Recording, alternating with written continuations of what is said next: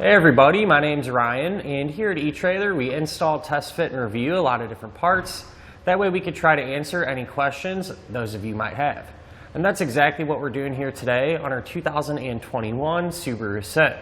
We're going to be taking a look at and showing you how to install the CURT Class 3 trailer hitch receiver. So right off the bat, probably one of my favorite things about this hitch is the fact that it can be completely hidden whenever you're not using it. So whenever you are ready to use it, you can pull off this removable panel and you have super easy access. You can plug in your accessory or hook up to your trailer, whatever it is you're trying to do.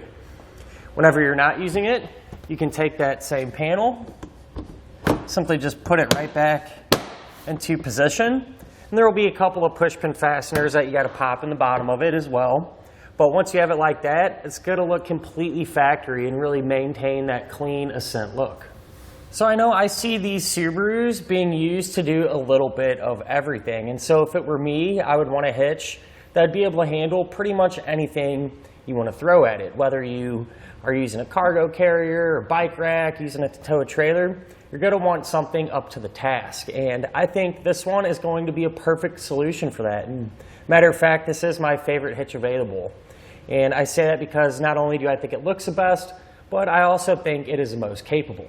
So one thing I really do like about this hitch is the clearance it gives us. Not only the ground clearance, since it does sit up here, it's nice and high off the ground, especially compared to the ones that sit below the bumper. That's a pretty big difference. And with it being all the way up here, you really shouldn't have to worry at all about any clearance issues. Say if you're using a cargo carrier or something like that, you're not going to have to worry about it bumping into the ground or anything when you're going up a steep hill, for example. And just as important, the bumper clearance. So what I mean by that is the end of the receiver tube opening is going to be pretty much flush with our bumper here. So if you're someone that really plans on using any folding type accessories, you shouldn't have to worry at all about any issues when you store them in that upright position. You shouldn't have to worry too much about them coming in contact with your bumper. So with this being a Class 3 hitch, it's going to have that 2-inch by 2-inch receiver tube opening. That's a really common size, and a ton of different accessories will work out with it. It's going to have a reinforced collar for extra strength, and it's going to have that standard 5/8 size pinhole. Now, pin and clip does not come included, but if you need one, you can grab it right here at eTrailer. We are going to have plate style safety chain openings, which are actually on top of our receiver tube, so it's a little bit different, and they aren't going to give us the greatest clearance. So if you have a larger hook like this, you can still get it to work, but it's a little tight. It's not super easy. So if it were me, I would prefer maybe a hook more like this style, just a little bit easier to get it on and off. But honestly, because of the clean look, I think that trade-off is well worth it. The hitch is also going to give us some really good weight ratings. As far as the maximum gross tongue weight rating goes, that's going to be 750 pounds, and that's a really high number actually. That's going to be the amount of weight that's pushing down on the hitch. So you should have no issues using pretty much any size bike rack or cargo carrier that you would want to, for example. As far as the maximum gross trailer weight rating goes, that's going to be 5,000 pounds.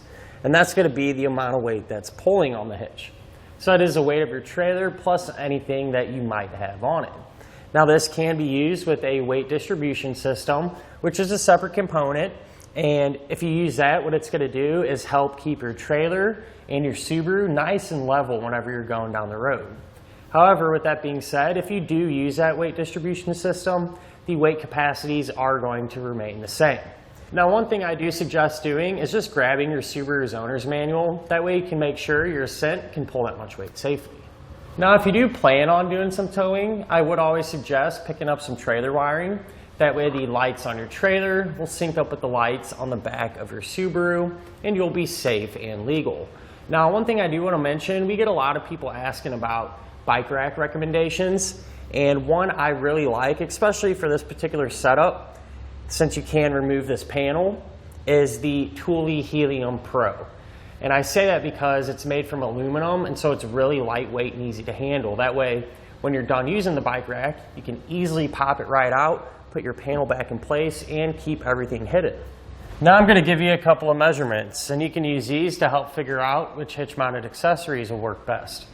From the ground to the top inside edge of the receiver tube opening, that's going to be about 24 inches. So if you do plan on doing some towing, chances are pretty good you're going to need to get a ball mount with a drop. From the center of the hitch pin hole to the edge of the rear bumper, that's going to be about 2 inches. And you can use that measurement to figure out that if any folding accessories you might have can be stored in that upright position without contacting the bumper. So at the end of the day, a hitch you really can't go wrong with. It's going to get the job done regardless on what you're trying to do. Now, as far as the installation goes, believe it or not, it's not that bad. You will have to remove the fascia to get the hitch on, but it's pretty simple. All the fasteners are really easy to get to, so I wouldn't be too intimidated by it. It's really not going to take you a whole lot of time. Speaking of which, let's go ahead and put it on together now. To begin our installation, we're going to be underneath the back of our Subaru, and we need to work on removing our fascia. That way we can get our hitch up in place. So first thing we're going to do is remove some fasteners along the bottom edge. So we're going to have a total of 3 push pin style fasteners on each side. So they're going to look just like this. So we'll have 2 on this edge. And to get them removed, you can just take a push pin removal tool or even a flathead screwdriver and just kind of pry underneath the head of it. And work that fastener down and out. So I'll do the same thing for this one. And the same thing for this one here. Then I'll repeat the same process on the other side of our Subaru. And while we're down here, what we can do is just remove this center section. This actually comes out. And that's just held in place, again, by 2 push pin style fasteners. So get our tool there. Pry underneath it.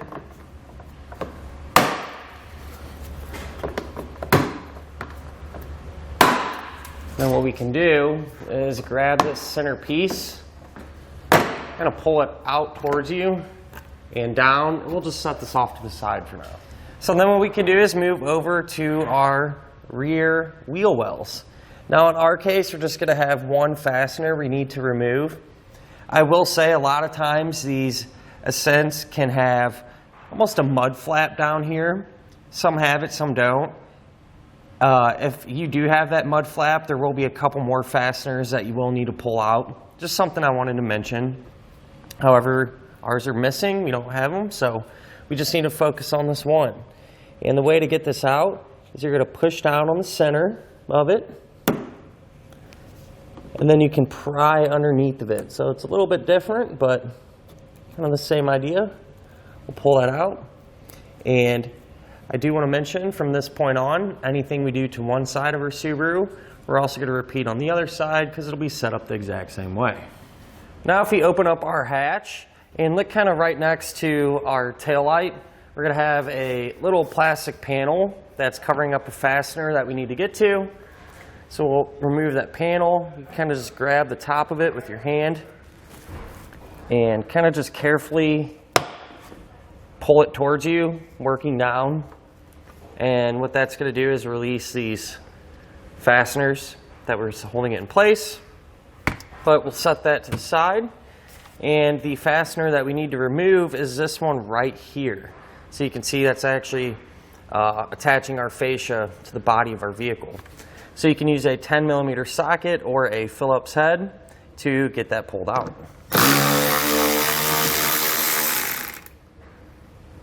Now with an extra set of hands, we can actually remove our fascia. This is pretty straightforward. You just want to start at the corner of your wheel well, and you're going to pull outward carefully. I do want to mention too, I did put some painter's tape along the seam here. That way you don't have to worry about scratching up the paint or anything. But you're just going to continue to kind of work this around. And once we get kind of towards the center, it should come off pretty easily. You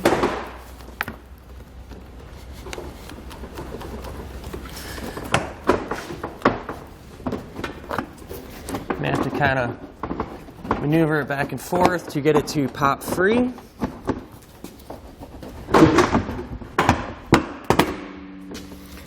So once you do have it released, you want to be careful not to pull back too far. You may have an electrical connector, which in our case we do on the driver's side. So we're going to need to disconnect that. So what you can do is push down on the center of the connector, and then you're able to release it. Now we can set our fascia off to the side somewhere safe. Now we can do, on each side of our bumper beam, we're going to have a sensor, and we need to remove it from the bumper beam because we're going to have to pull this beam off. So you can take a trim panel tool or, again, a screwdriver, just kind of pry underneath it to get it released. We kind of just let it sit off to the side, hang out for now, and do the same thing on the other side of our bumper as well. Now what we can do is actually remove our bumper beam. So we're going to have a total of 4 fasteners. So 1 in each corner that we need to pull out. And I'm going to use a 17mm socket to get all of those removed.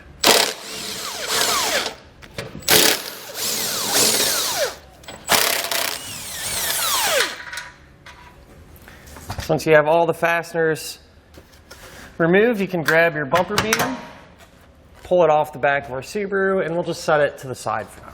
So what we can do now with the bumper beam out of the way, as you can see, there's this little tab that kind of pushes out past this bulkhead here. So we need to flatten that out. That way it's not going to interfere with our hitch. So you can just take a small hammer and kind of tap it. It's nice and flat and out of the way. Now what we can do is take our hitch and put it into position. So this is more or less going to replace our bumper beam. So slide it over those studs.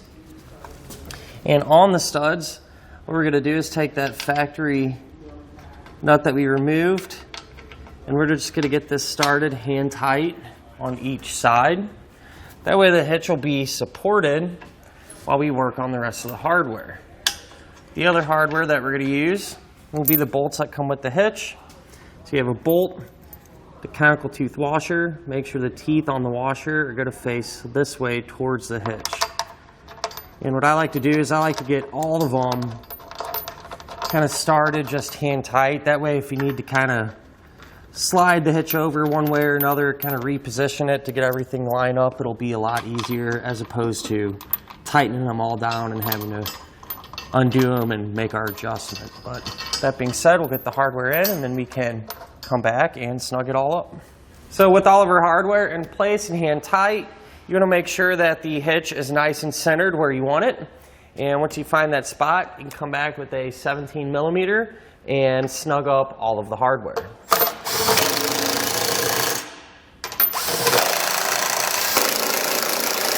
I do suggest when you are tightening these down, kind of do an X pattern, and that's just going to help kind of draw the hitch evenly and flush to the back of our Subaru.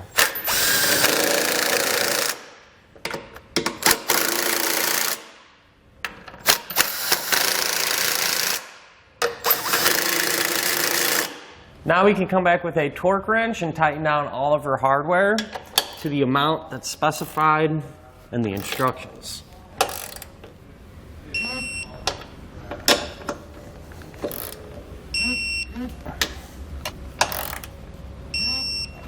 Now to re-secure our sensors, what you can do is push it down into that hole there.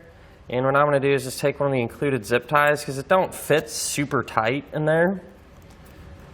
But it kind of is a good start. I'm going to take one of these zip ties, run it through this hole, and use this to help keep it secure as well.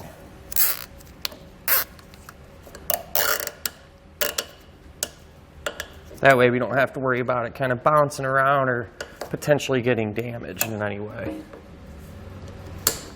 Now again, with an extra set of hands, we can go ahead and reinstall our fascia. Don't forget to plug in any electrical if you disconnected it. But the way this is going to work, it's just more or less going to get kind of pushed right back into place. You roughly kind of get everything lined up here. And then you can just kind of snap the fascia back into its clips.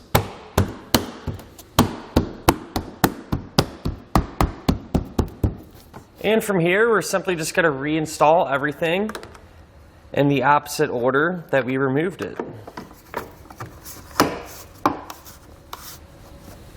And now if you're ready to use your hitch, you can go ahead and throw in your favorite accessory or hook up to your trailer. Or if you're not planning on using it for a while, you can take your cover, put that back into place, and really help maintain that clean factory look. And that'll finish up our look at and our installation of the CURT Class 3 Trailer Hitch Receiver on our 2021 Subaru Ascent.